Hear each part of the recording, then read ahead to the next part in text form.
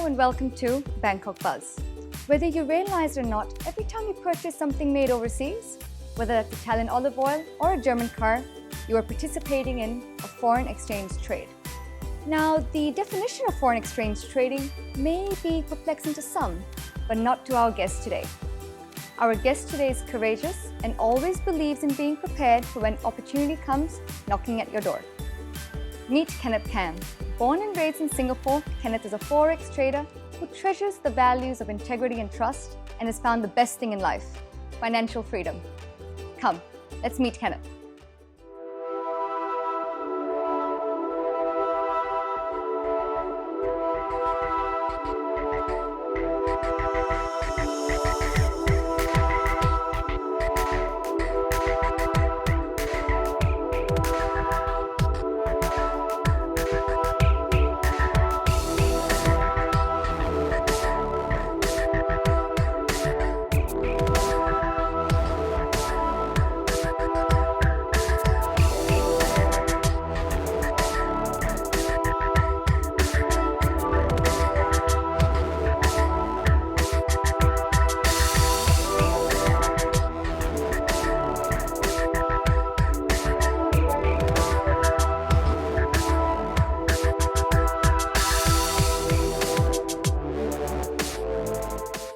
Hi Ken, welcome to Bangkok Buzz. Thank you, Seatle.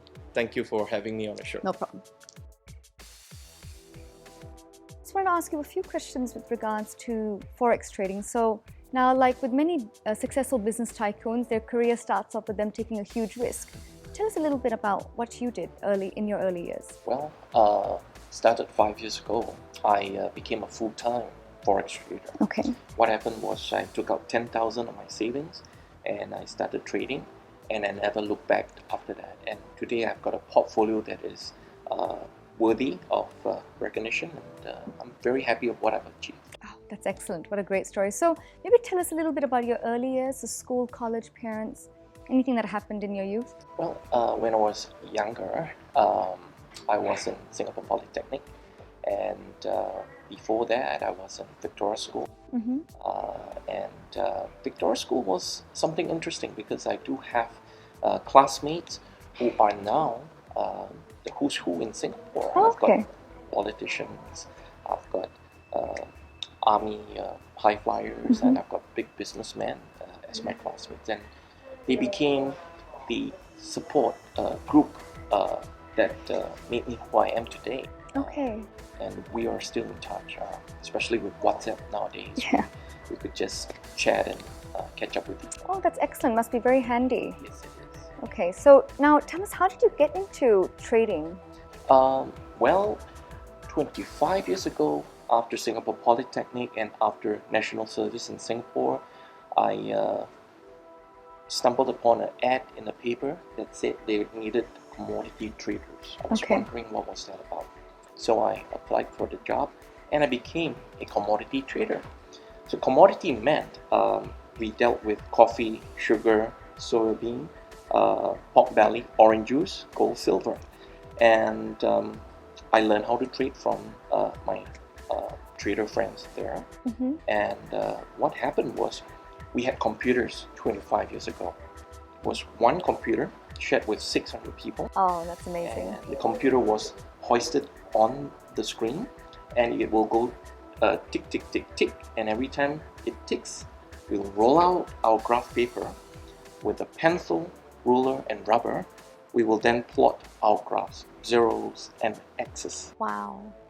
6 to 9 hours later, there will be a graph, and we will then draw our support and resistance line, and we will then decide whether it's a good time to buy or a good time to sell.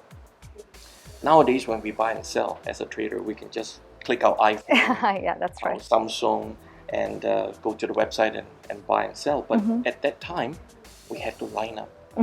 There were 30, 40 traders in front of us, and it always takes more than 45 minutes to an hour to line up and submit your sale or your buy order. And you've got to really scribble on the fly, and sometimes Singaporeans will put tissue papers to reserve a place. That hasn't changed. No, nothing has changed. That was interesting. So And fast forward to 1990s, I did a bit of stocks and shares, earned some money there, but it was slow. I didn't quite like the pace because as a commodity trader, it was volatile, and I love volatility. But commodity was seasonal, meaning during winters when coffee, soybean, and sugarcane was not grown, usually the traders. So a lot of factors. Yes. With regards to commodities trading. That's right. And closer to the late 1990s, I dabbled into Forex trading. Okay. I found out that Forex was becoming deregulated, and traders around the world could then buy and sell Forex. I was very excited, did my research, and I said I want to be a Forex trader while working for people. So I was a part-time. Okay, so that was on the side. That's right. Okay. Why I was part-time? Because my mother said, son, if you want to grow up and you want to have a HDB flat in Singapore, you have to have CPF, Central Provident. Yeah. And so I had to work for someone to get the CPF to eventually buy my flat. So I was trading part-time. But trading part-time was fun. Sometimes I even had more money than my salary. Right. And in the late 90s, when I wanted to become a Forex trader, what I did was I bought the fastest computer I could find. I went to Sim Lim Square in Singapore, and I told the shopkeeper, uncle, I would like to have the fastest computer that you can give me. He said, no problem, I'll give you a 486 computer, right? It only takes 6 minutes to boot up. So every time it boots up, I'll go make my coffee, boil the water for 3 minutes. Things have since changed.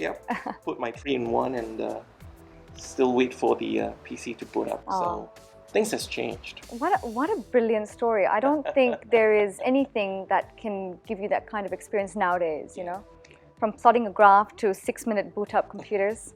So now tell us, Kenneth, so that's really interesting about your life in Singapore. What brought you to Thailand from Singapore? Well, it started 5 years ago.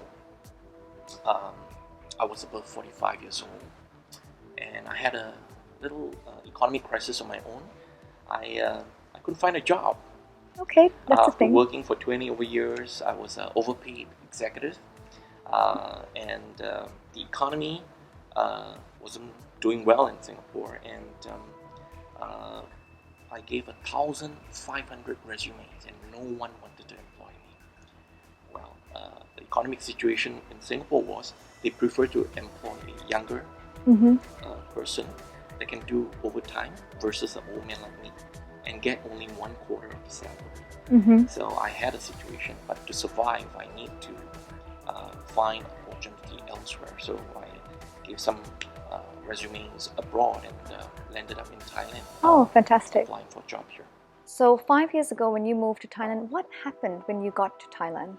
Well, I came here on a job, was working, and had some family problems. I went through a divorce after separating from my wife for 3 years, and I decided to also fire my boss and stop working after 8 months working here. But I decided to stay in Thailand. There was a time I took the risk, took out 10,000 of my savings, and I started trading. And because I was in Thailand, nobody from Singapore disturbed me, and I just traded and grew my portfolio from there. And it was an interesting time period of my life. Wow, that's brilliant. So that's when you started getting into Forex trading more. So Ken, for people who are not too knowledgeable about how Forex works, tell us a little bit about Forex trading and how that works. Well, Forex is actually foreign exchange. It's an exchange of money between two countries. And usually foreign exchange is traded in pairs, currency pairs. So you've got one country trading with another. And because of this trade, there is a difference in pricing based on demand and supply. So as a Forex trader, what we will do is we will find the lowest low we can buy, and we will find the highest high that we can sell. So it's a buy low, sell high situation. So Ken, whilst you're Forex trading, do you use your own strategies or do you use ones that already exist? many of my friends, they know me as a conservative, traditional Forex trader. I know it's an oxymoron, it's a contradictory of terms because traditional, conservative doesn't fit with Forex trading because Forex traders are usually known as daredevils and high-risk people. But they call me that because traditional, because I don't copy trade, I don't outsource, and I don't do robots. I do HO, time-proven manual trading, which is sitting down, monitoring the markets for hours, doing my technical analysis as well as my fundamental analysis, and making a decision when is the best time to buy low and to sell high. So you make a very knowledge-based decision based on the research you've been doing for that morning. And the reason why I am known to be conservative is, first thing is, out of 100% portfolio that I have, I don't do leverage. That's the first thing I don't do. The second thing I don't do is, out of 100% portfolio, I don't even trade the full 100%. I only use 5% to look for 0.5% profitability. Okay. So my question is, how do you eat an elephant? One bite at a time. Yep. Right? Okay. So this is how I accumulate profits, small profits at a time. Okay, so now on the question about profits and money management, what are the money management rules when it comes to trading Forex, and how do you manage your risk? Well, if you are a conservative Forex trader, you can then accumulate your profits in a systematic, stable way. Yeah. For example, my strategy is to use 5% of my portfolio to look for 0.5% profit. What is the 95% doing there? The 95% is my margin. So if there's volatility in the market, I don't have a margin call, I will not have problems. And the strategy of just getting 0.5% profit per trading session is that there usually will be 20 to 25 trading sessions a month. Okay. So if you take 25, for example, times 0.5, you will get a potential profit of 12.5, and that's how I And it just accumulates. A plus or minus of 12.5% profit a month in that way. Okay, that's excellent. I've known Ken since 2013. It's almost 3 years ago. We are both expats in Bangkok, and we met each other the first time at a networking event. And since then we became close friends, and we still are. One quality I really admire about Ken is his persistence. He sets goals and he tries to reach those goals within a certain time frame. And until now, his persistence is something I really admire. I remember in 2013, Ken was living in Rama 9. Rama 9 is an area near the CBD of Bangkok, where he was living in a one-bedroom apartment. And he didn't leave his apartment much. He was eating in his street. He didn't leave his area. And every time I met Ken, we always were eating at the same restaurant, at the same place. And over the years I have grown, and now he has a nice 3-bedroom apartment located in the CBD of Bangkok. He also now has a second home in Singapore. And he has grown in multiple ways. What I've learned is to follow your dreams. If you have a dream, pursue it. You live only once, so make sure that it counts. He is also a thinker. Ken thinks twice before he makes a decision. I'm a bit younger than Ken, and that's something I learned from him because I can be impulsive. And Ken often we sit down and we speak about things what happen in private, in business, and it's good as a consolidation. He always thinks twice or let you think a little bit more about the decisions you take. Ken, you are like a family member now for me. You come to my son's birthday, you know my wife. We catch up frequently, so from lunch and brunch. And I hope that we, like friends, we became brothers. And I hope to be with you many more years here in Southeast Asia. That was Ken's friend. When we come back, we'll ask Ken what skills are necessary to be a good trader.